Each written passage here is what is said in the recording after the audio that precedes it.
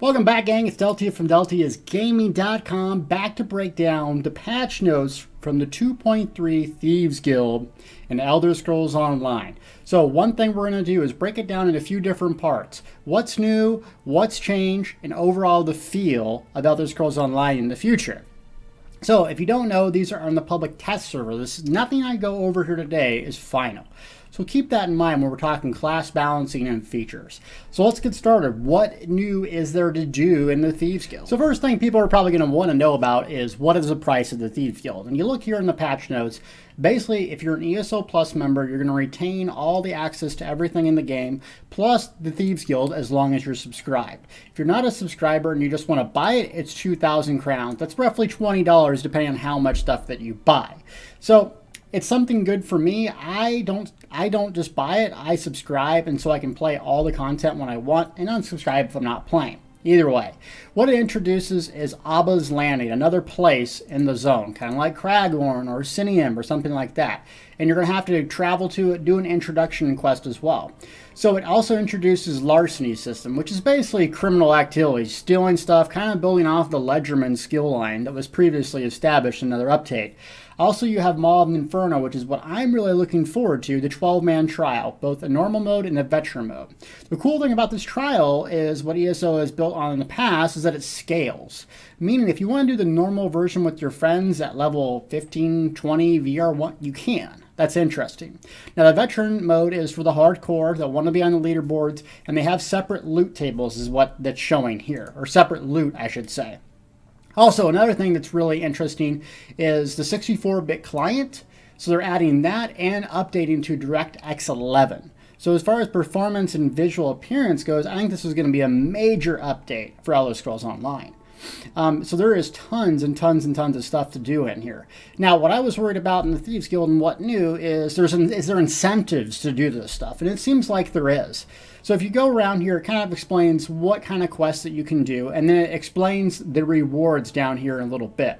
It also talks about the passive skill line. So there's no new active skills with this, but there is something similar to the Ledgerman, where it only affects, from what I see here, it only affects the stealing performance. So not like in-game performance. So you're not going to have to level the skill line for PvP or something like that, which is really good. You do not want to have to do that if you don't want to. Talks about the Maw of Lorcan, I think. I probably screwed that up. But really what I'm looking forward is gear. You know, I like dress up, I like playing with gear, new sets, and there's some really cool ones. 3 new crafted sets, which I didn't know. I'm going to try to be the first to get pictures of those. 2 non-crafted sets, only available from Thieves Guild quests. Now, this is going to be interesting, the grouping tool reward box. So they're also adding the grouping tool, making it better where you can actually group up with people in different factions instead of just randomly queuing. That's nice, especially the 3-faction system that ESO has. So they're incentivizing looking for group tool with these reward boxes. I like it. Now I'm curious to know, are these new set pieces just armor, or do they include jewelry? Obviously, what do they do? Now 3 older new sets revamped. What are those? Hawkeye maybe? Ravager? If they were, that'd be pretty cool. 4 new non-crafted sets from the new trial. Now, when I heard about these in the ESO's blog, they said that they have PvE group-based bonuses. So this might be really, really cool. Kind of like, you know, Combat Physician or Spell Power Cure or some of those group-oriented things for PvEers like myself. I'm really excited for that. 6 new Alliance War sets from Rewards of the Worthy. Now I'm wondering if it says new, so I don't know if they're revamping the old stuff and bringing it up or if they're creating whole new ones, because that would be really interesting depending on what. Saving Progress in Vet Maelstrom Arena. This is very nice if you'll have an experience like me. The first day I did it, I spent about 12 hours in there because dying, learning, I just was too frustrated. I just kept going. And very few people have 12 hours at a time to sit there and play a video game. So I really like this change. Loyalty rewards, that's something a little bit different, but the group, looking for group tool, especially in a console like this, will be really, really important. They also added controller support, which I'm going to test on my Xbox Elite controller that I ordered. Scrolling combat text. Now, prioritization of animation during combat. So this might be negatively affecting the animation cancelers or weavers like myself. I don't know till I test it, but one sentence does not clearly describe what this looks like. So really gonna have to test that out. DirectX 11 64-bit, we already talked about that. Cyrodiil updates, they're limiting champion points in two, one vet and one non-vet. Really interested in that. Also, a new item in the crown store you can get, which is basically allows you to do any type of crafting material, and that's only in the crown store. Forward camps are back. Huge, controversial. Yeah, must be Alliance rank 6 to purchase these. 20,000 AP. There's a global respawn timer on it. The radius has been greatly reduced. Does this promote or decrease Zergs? Well, that's going to be for you to decide. But I don't know how I feel about this. I'm really going to have to get on the PTS, and we as a group need to do some PvP nights and test. Champion point changes. This is really cool. New crafting modus. Look at how many crafting modus. Outlaw, Trinamax, Malakath, Alliance modus with those really cool gear sets. Soul Shriven. That's a lot of stuff to collect. And here's what I was talking about, those Crown Store items as far as crafting. Provisioning updates. And so that's basically it. So just a real quick recap. What's new? Well, a new system of quests to do, tons of new gear, a lot of new things to collect and playing dress up and motives and stuff like that. Alliance changes. It's going to look a lot better. DirectX 11 now, 64-bit client. But let's talk about the meat and potatoes, and that's class balancing. Everyone wants to know, did my class get nerfed or buff? And from what I see here, Dragon Knight magic builds really got a buff. Looks like Templar Healing Breath of Life got slapped. And then I don't really see much for the Sork, and Nightblade Magic got buffed again. Let me explain. Okay, so Dragon Knight Magic, specifically in PvP, has been pretty hampered by the no stamina regeneration block, the dynamic ultimate gain that was changed. All these things have really affected it. But look at Burning Embers. Increases the heal, almost doubled the heal on this thing at the end of the damage over time effect. Now, I use this in Maelstrom Arena, and I still think the damage over time effect is really nice. So at the end of this, and this includes mobs dying, I think is really nice. The heal from it now applies immediately if it's recast. Meaning, instead of waiting until it falls off maybe 9 seconds later, if you need a heal right now, boom, you recast it. And it gives you back health based on what it is. I think that's a great self-heal for the Magic Dragon Knights. Shackle change. Now, the chains is really interesting. Empowering change. This morph will now allow you to pull, always pull you to the target instead of pulling the target to you. It's basically a leap, a magic-based gap closer, if you will. But it also gives you the major empower, meaning your next strike, your next lava lash, or something like that. So you're going to see a lot of Dragon Knights, especially in PvP, using Empower change as a gap closer. And probably leading into either a Burning Ember or a Flame Lash. Really like that. Extended Chains was changed. This morph no longer attempts to pull you to target if it's immune to pull. And it will refund the cost if it fails to pull. I like that. A lot of people didn't like the chains when you try to pull someone and it didn't work. So that's probably a good thing. Now, if I were to get this morph, will grant you 2 seconds of Major Expedition, that 30% speed. And that Major Expedition has been changed from 30% speed to 40% speed to 30. Why they nerfed it, I don't know. But the increased sprint speed. So I think they're trying to just make it so you want to sprint more than you do just, having a major expedition. Now, the big change is Inferno. So this was your toggled on ability. It's kind of seen some changes, but now it looks like it got a really cool heal component with it. So it's no longer going to be toggled, and it'll give you the critical strike just for having it slotted. So this ability can summon a flame, aura of flame, 15 seconds, launching a fireball every second. It's kind of what it is now, but you have to activate it. The ability is changed to deal direct damage over damage time. Not fancy of that, but it increases the damage by 15%. So it still grants a weapon critical strike rating, so I still think Stam DKs we're going to use it. How often they're going to actually click it to do it, I don't know. Now, Sea of Flames, this was the magic-based one, is now carterized and will summon an aura of carterizing flame, launching a fireball to an ally to heal them instead of damage them. That's cool, but we don't know what that means. Does that mean a monster, 10k Breath of Life type heal, or is that like, 1,000?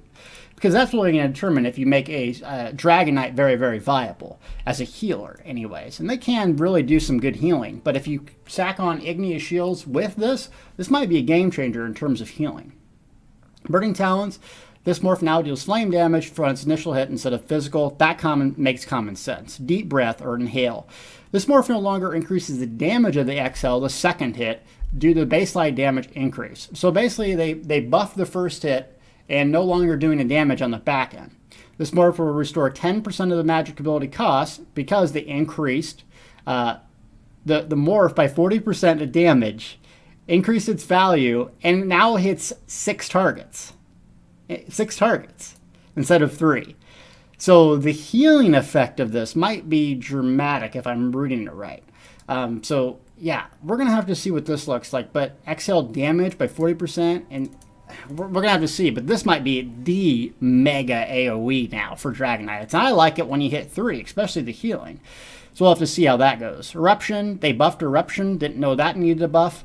Weird. Now read this. Igneous Weapons. This morph will now grant you and your allies Major Brutality and Major Sorcery. You and your allies, Major Brutality and Major Sorcery.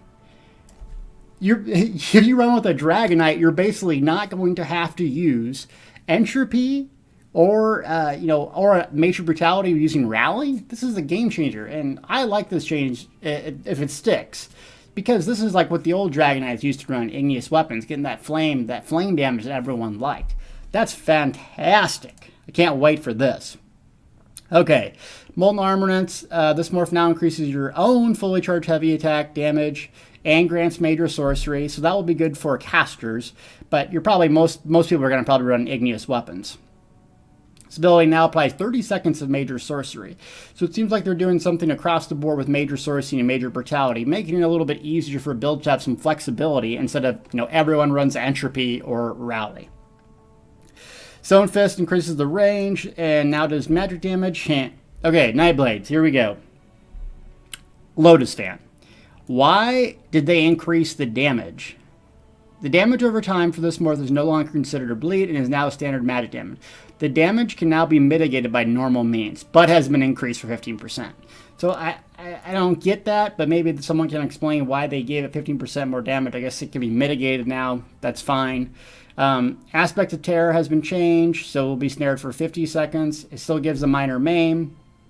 Now, Bolstering Darkness increases the healing from hidden refreshing synergy by 20%.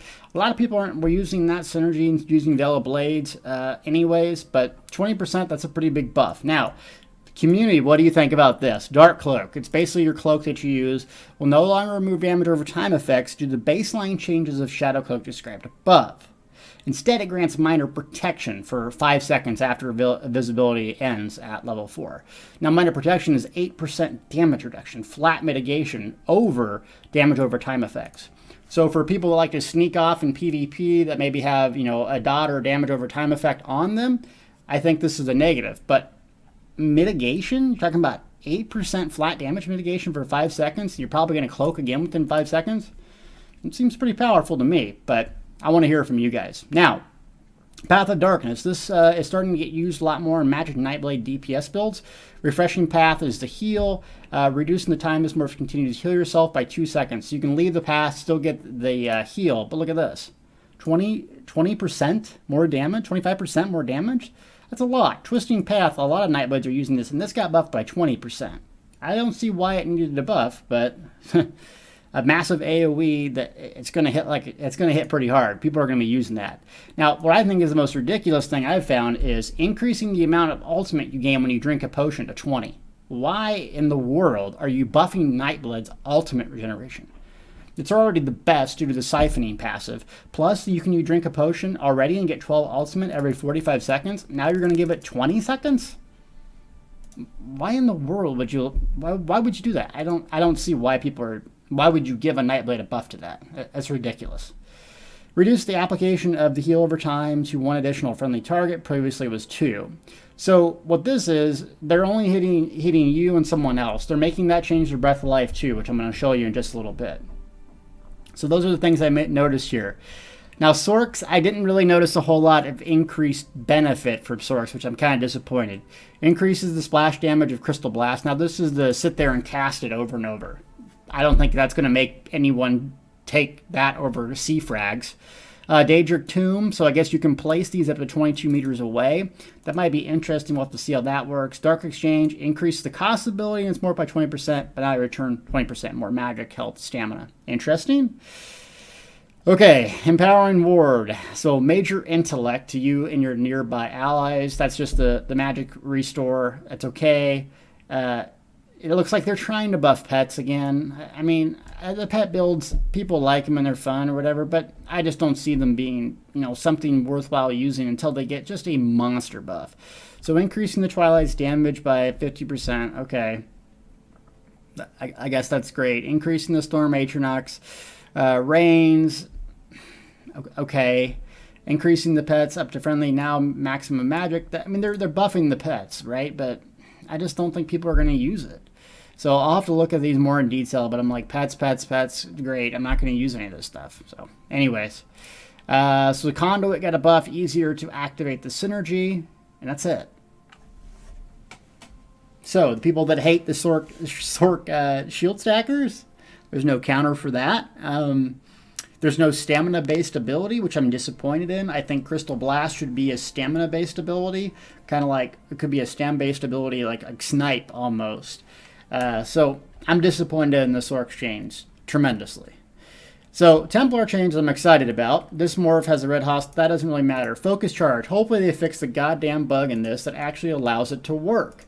If they don't, I'm going to rage. Piercing Javelin increases the range of this to 28 meters. That's really cool. I can't wait to try that out. Puncturing Strikes or Puncturing Sweeps, Biting Jabs.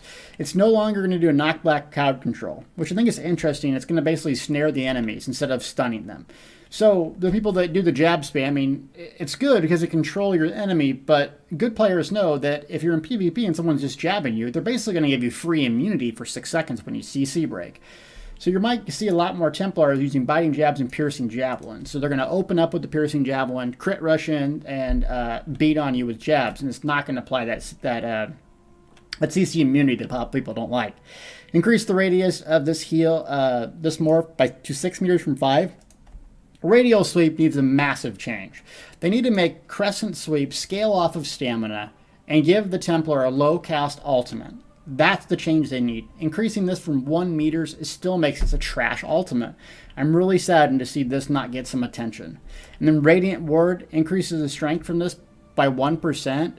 I mean, come on, that's not enough to make that viable again in PvP. Backlash increases the maximum damage limit for this ability by 20%, but it increases the damage stored by 66. I'll have to see what that looks like. I don't really understand without actually doing it. Enduring Rays increases the passive bonus, so things are going to last longer. They increase the damage from Gravity Crush, which is already ridiculously powerful, especially in PvP. If you drop a Grav Crush Nova on someone and hit it, I mean, it's 20,000 damage in a magic build. So that will be interesting. This is a really good change to Radiant. Basically, if 2 Templars were Jesus beaming at the same time, it would cut their DPS in half because one would get the buff and one wouldn't. If there was 2 Templars in the group, so I like this. I'm boggled by this change. Increase the damage of this ability by 12%. You're buffing Dark Flare by 12%? I mean, it's already ridiculously powerful. So you're just going to have Dark Flare spamming Templar, which you already do. But, I mean, it's almost mandatory. If it's 12%, I'm going to have to, actually play it. But Puncturing Sweep shouldn't be nothing compared to Dark Flare now. And also, look at Magic Templars, Vampire Bane, increase the damage over this duration, and it reduces the time to 7 seconds. So depending on how much the increase is, this is exactly 6 seconds is when you can get your buff and get your more ultimate due to your Dawn's Wrath passive. So lasting 7 seconds, this might be a game changer making it mandatory instead of running Purifying Light. Now the bad news. This morph now only fires 1 additional secondary heal. So this used to heal 3 people, depending on who's the lowest. Now it's 2. Same thing happened with Funnel Health. So, I mean, I guess that's good. You don't want an ability that can heal your whole party and pressing 1 button. That's what I do in PvE. Just 1 button, 1 button, 1 button. So, I mean, I think that's good, but, you know, a lot of people are probably going to be unhappy with that. So, anyways, we'll have to see how that goes. Some other things to healing. What I really notice here now grants you and your allies major intellect buff upon activation. So the other Morph of Repentance had really no reason for using it. And major intellect, I think it's the 20% magic buff. It'll be nice, the magic regen, but if you're using a potion anyways, I don't think this will be worth it. So we'll have to see. Restoring focus instead of channel focus, this is cool. Now minor protection, so you're getting the damage mitigation, which is good for Templar tanks, which they already have incredible damage mitigation. Okay, so there's no changes here to Wrecking Blow, so the people that hate that, you're going to notice that. Reverberating Bash got fixed where it was just, you know, being abused, stunning people. Rip, Steel Tornado, 9 meters, baby. Down from 12.5, so hopefully that affects the Zerging in PvP. That's interesting. Now, a couple changes in Destruction Staff. Unstable Wall of Elements and Blockade. Basically, what this was doing now is a lot of people are using the Maelstrom Staff and light weaving or heavy weaving in attacks, and they increase the final damage from the explosion and the damage and ability of its morph. I mean, it's almost going to be mandatory to run Wall of Elements with a Maelstrom Staff, the way I'm looking at it right now. If it's 80%, I mean, that's going to be a single target and an AoE must-have ability. So we got to see that. Restoration Staff, Mutagen got fixed. A couple other things. Werewolf, Fighters Guild, not a whole lot. But Mage Light, this ability longer is a toggle. So I think that's good, but I want to see if it still gives you the 5% more magic if you're going to have it on both bars. Or if you're just going to put it on one bar for your crit heal, even though Magic Dragonite's now going to be able to buff everyone. So that will be really interesting. Oh, Inner Light continues to increase your max magic while slotted. Guess I didn't read that, derp. Meteor can no longer be reflected. Meteor can no longer be reflected. Good luck dropping those meteors onto everybody now. So that's going to be interesting. Increase the damage of Radiant, decrease the damage of trapping webs. Okay, so significantly reduce the amount of alliance points you need to advance to the rank in the skill line. I like this to get the new abilities, especially if I'm playing an alt, stam-based, I want to get caltrops, or magic-based, I want to get proxy debt. Now, they did fix this, reduce the damage from this ability, and it's more by 15%. But it increases the damage per hit by 10%. So it can do a massive amount more damage if it's used in the middle of a lot of people. So I don't know how this is going to play out, but just initially looking at it, I like it. Why? Because the way it is right now, Proxy Debt is one of the best single target abilities for PvE, damage-wise. Maelstrom Arena I run on almost all my characters, and it's getting a buff in the champion system, which I'm going to talk about in a little bit. Rapid maneuvers, so that's not going to be infinitely. They fixed barriers, so it's only going to hit 6 targets and reduce the ultimate cost of this ability. Efficient purge, ooh, that's going to cost a lot more. So they're really wanting the purges to go away, and we'll get to the siege in a minute. Guard, they changed it. I still think it's a crap ability. It doesn't drain stamina, but you can't regen stamina while it's used, so I just don't think that's going to be good. Purge, Replenishing Barrier, Revealing Flare. Argonian got a buff, and that's the max health, which I think is really, really nice. Because they need something. They still don't have resource generation, but 3% more health is better than a kick in the shin. Okay, what I'm really excited about, what seems really, I don't know, minuscule, but this is a cool change from a Magic Dragonite in PvP. The ability increases Flame, Frost, Shock, and Magic damage. Now, why is that significant? Well, if you're playing a Magic Dragonite or a Magic Sork, most of your damage comes from lightning, except for crystal frags or proxy detonation. So you don't want to split up your champion points and put some here, some there. But putting this all in one pool is going to make crystal frags hit a lot harder on a Sork, and it's going to make proxy det viable on a Magic Dragonite. So the whole inhale, proxy det, ferocious sleep Dragonite, a lot of players running like Cypher back in the day, might be viable again, especially with the burst changes, the amount of damage you get from this. I am excited about that. Now, I didn't see in this, I didn't see here where they changed the physical damage. Here we go. Now reduces poison and physical damage to you. So Hardy is going to be monster. Monster. Look at this. Physical damage and poison disease. So that's a couple changes to the Steel Tornado Zerg that I really like. So those were the glaring changes that I noticed just reviewing this really quickly, and I can't wait to see what you guys comment on, especially about the Dark Cloak change. I want to hear that, but also I'll probably have a roundtable discussion with some other members of the community, PvEers, PvPers, and see what this means for them. And also I'll be doing in-depth class analysis and breaking it down, what this really looks like in game for you once this comes online. So is this good for ESO or bad? I don't know. PvP is going to go through a lot of changes, specifically the Siege. And that's really going to be interesting to see how it plays out. And forward camps. Class balancing. I mean, my Templars look like it's getting a buff. I'm happy about that. Magic Dragonite, no Stam DK nerfs, no Wrecking Blow nerfs. You know, it's going to be one of those things. You love it if you're getting a buff. You hate it if you're not. But I think the game's overall still going to have a lot more things to do. And the way they're pushing out content, I like it. I just caution Zoss. Slow down on the content and make the old still viable. If you do that, this game will last a very long time. If you're outpacing yourself and not fixing the bugs and making content that becomes outdated as soon as you release it, it's not good for the game. Other than that, I'll be looking forward to checking out the Thieves Guild, doing the quests, trying to find all that gear, and seeing what new things there are to do in ESO. Stay tuned.